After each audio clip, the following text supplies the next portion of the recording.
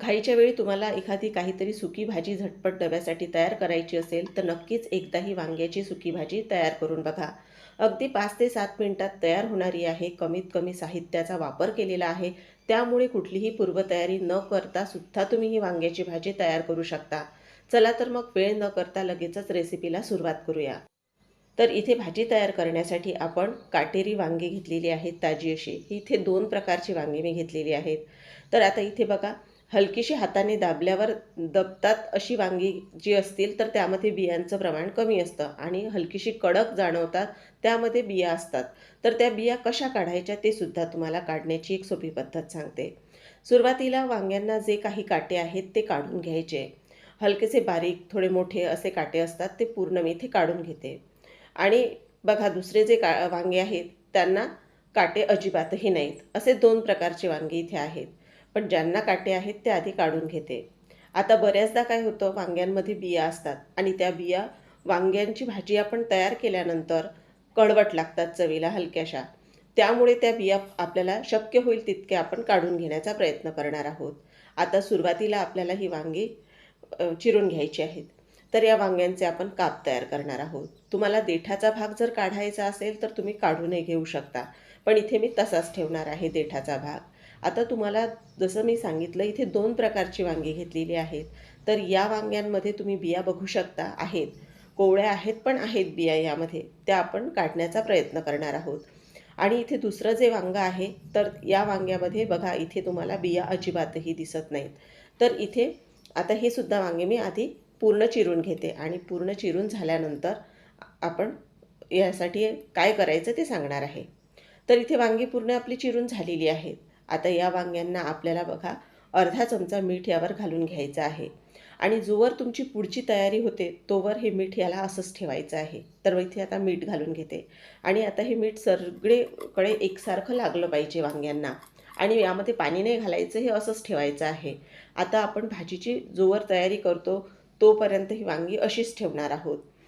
तर आता भाजीसाठी आपण लागणारं एक छोटंसं वाटण तयार करणार आहोत. तर वाटणामध्ये फार जास्त काही कुठले पदार्थ वापरले. आता सर्वात आधी ते शेंगदाण्याचं कूट जाडसर तयार करून घ्यायचं. यामधलं फक्त मी चमचाभर वापरणार आहे. पण मला दुसऱ्या भाजीसाठी आणखी कूट हवं आहे, त्यामुळे मी हे एकदाच करून घेतलेलं आहे.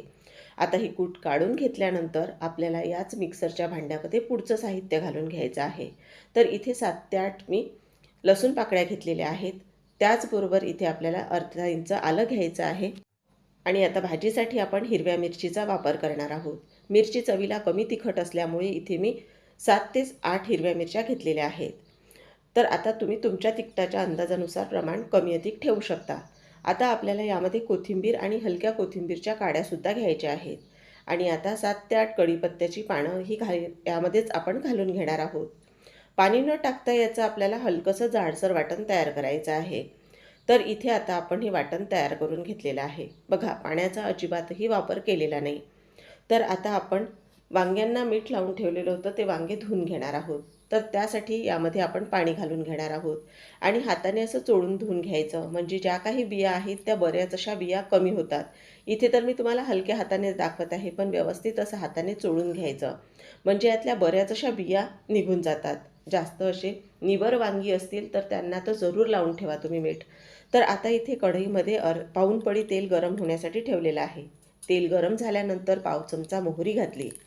मोहरी पूर्ण आपल्याला इथे छान तडतडू द्यायची आहे आणि त्यानंतरच मग यामध्ये आपण जिरे घालून घेणार आहोत. तर इथे पाव चमचा जिरेही घालून घेतलेले आहेत. ते सुद्धा चांगले फुलू द्यायचे आणि चिमूटभर एवढा हिंग घातलेला आहे. आता हिंगसुद्धा तेलामध्ये छान परतल्यानंतर आपण तयार केलेलं जे वाटण आहे ते घालून घेणार आहोत हिरव्या मिरचीचं आणि हे वाटण छान खमंग असं परतून घ्यायचं, कारण सर्व साहित्य कच्चेच वापरलेले होते आपण. त्यासाठी वाटण खमंग परतून घेणं खूप गरजेचं आहे. तर आता हे वाटण इथे परतत असतानाच आपण यामध्ये काही कोरडे मसाले घालून घेणार आहोत आणि सुरुवातीला इथे कढीपत्त्याची पानं घातलेली आहेत. थोडी कढीपत्त्याची पानं वाटणामध्ये घातलेली आहेत, कारण बऱ्याचदा भाजीमध्ये जर आपण असा कढीपत्ता घालतो तर लहान मुलं किंवा मोठी मंडळी खात नाहीत, त्यासाठी वाटणामध्ये टाकायचा. तर आता इथे पाव चमच्यालाही थोडी कमी एवढी हळद घातली, पाव चमचा धना पावडर घातली, त्याचबरोबर पाव चमचा इथे गरम मसाला घातलेला आहे. आता हे सर्व साहित्य एकत्र करून घ्यायचं आहे या भाजीसाठी लागणारं जे वाटण आहे तर अगदी रोजच्या वापरातील साहित्य आपण इथे वापरलेलं आहे. जास्त तामझाम न करता किंवा असे दुसरे कुठले मसाले न वापरता आपण साध्या सोप्या पद्धतीने पण चवीला अप्रतिम लागणारी भाजी तयार करणार आहोत. आता यामध्ये आपण धुवून घेतलेले वांगे घालणार आहोत. आता पूर्ण वांगी घातल्यानंतर आपल्याला मीठ घालायचं आहे. आपण वांग्यांना मीठ लावलेलं होतं, त्यामुळे हलकासा मिठाची चव उतरलेली आहे. तर आता बेताने मीठ घालायचं, कारण ही भाजी आपण सुकी करत आहोत. तर आता मीठ घालून घेतलेलं आहे चवीनुसार. सर्व भाजी एकत्र करून घ्यायची व्यवस्थित आणि नंतर मग यामध्ये आपण पाणी घालून घेणार आहोत. ही भाजी आपण वाफेवरही शिजवू शकतो, पण पाणी घातल्यामुळे जास्त सुकट अशी भाजी होत नाही. तर त्यासाठी मी इथे यामध्ये 1 वाटीच्या जवळपास पाणी घालणार आहे. आता पाणी घालून घेतल्यानंतर थोडं कमी वाटत होतं, त्यामुळे परत एकदा घातलेलं आहे.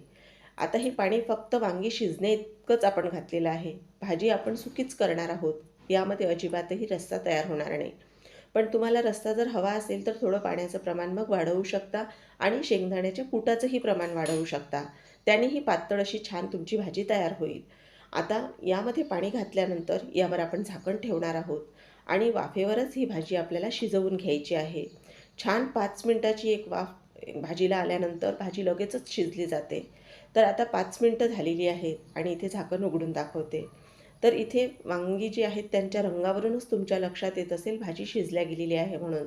अशीच भाजी छान वाफेवर शिजवून घ्यायची. अधेमध्ये झाकण न उघडता तुम्ही एकदा झाकण यावर ठेवलं आणि 5 मिनिटं छान वाफ काढून घेतली की लगेच तुमची वांगी शिजली जातात. आता यामध्ये आपल्याला शेंगदाण्याचं कूट घालायचं आहे. तर इथे चमचाभर शेंगदाण्याचं कूट मी घालून घेतलेलं आहे आणि परत एकदा छान एकत्र करून घ्यायचं. बारीक चिरून घेतलेली वरून थोडी कोथिंबीर आपल्याला घालायची आहे आणि आता एकत्र करून घेतल्यानंतर लगेच गॅस बंद केला तरीही चालेल, कारण शेंगदाणे भाजलेले आहेत, भाजीही शिजलेली आहे. त्यामुळे आता फार जास्त आपल्याला वांगी इथे शिजवून घ्यायची नाही, कारण भाजी गरम असल्यामुळे अजूनही वांगी ही शिजली जातील. त्यामुळे ती जास्त त्याचा गाळ म्हणजे होणार नाही याची काळजी घ्यायची. तर आता ही भाजी आपली शिजून तयार झालेली आहे. तर आहे ना अगदी साधी सोपी, घाईच्या वेळेत झटपट तयार होणारी आहे आणि चवीला म्हणाल तर एकच नंबर आहे. तर मंडळी तुम्हीसुद्धा नक्की करून बघा आणि तुम्हालाही अशी घाई असेल, काहीतरी झटपट बनवून खायचं असेल तर नक्कीच ही भाजी उपयोगी पडेल. तर मंडळी तुम्हाला ही रेसिपी आवडली असेल तर एक लाईक करून चॅनललाही सबस्क्राईब करायला विसरू नका. पुन्हा अशाच एका छानशा नवीन झटपट तयार होणाऱ्या घरगुती रेसिपीसोबत आपण लवकरच भेटूया. तोपर्यंत मस्त खा आणि स्वस्त रहा. धन्यवाद.